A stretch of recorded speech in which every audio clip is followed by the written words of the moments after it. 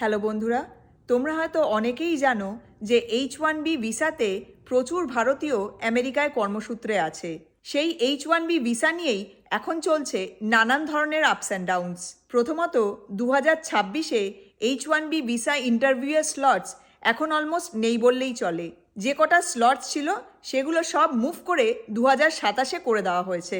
Secondly, H1B visa পলিসির বেশ কিছু চেঞ্জেসের কারণে এখন কনসুলেটের কাছে ভিসা অ্যাপ্লিকেশনের ভলিউম প্রচুর জমে গেছে। সোশ্যাল মিডিয়া ওয়েটিংটা তো বেশ টাইম কনজিউমিং, সেজন্য প্রতিটা অ্যাপ্লিকেশনের প্রসেসিং টাইম এখন অনেকটাই বেড়ে গেছে, যার কারণে কনসুলেট এখন আর আগের মতো অত ভিসা ইন্টারভিউ নিতে পারছে না।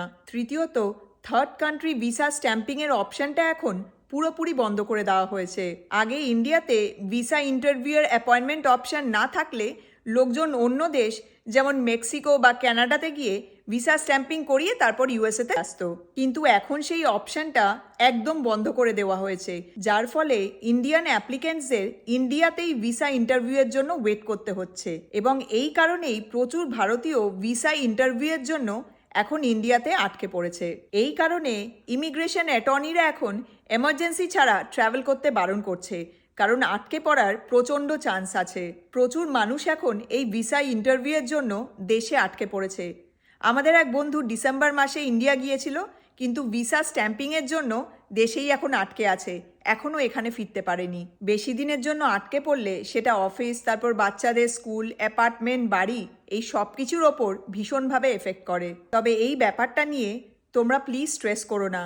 চোখ কান খোলা রেখে দরকার পড়লে ভালো একজন ইমিগ্রেশন লয়ারের সাথে কনসাল্ট করে তারপর চিন্তা ভাবনা করে পরের স্টেপটা নিও। প্যানিক করে তোমরা নিজেদের শরীর খারাপ করো না, কারণ পলিসি চেঞ্জেস হতেই থাকে এবং ইন ফিউচার আবার কোনো চেঞ্জ হবে এবং তার ফলে নতুন কোনো রাস্তা ডেফিনেটলি বেরিয়ে আসবে। তাই এই পুরো ব্যাপারটা নিয়ে স্ট্রেস নিয়ে নিজেদের শরীর খারাপ করো না। তো যাই হোক, তোমরা সবাই খুব ভালো থেকো, সাবধানে থেকো। তোমাদের সাথে পরের মোমেন্টসে আবার কথা হবে।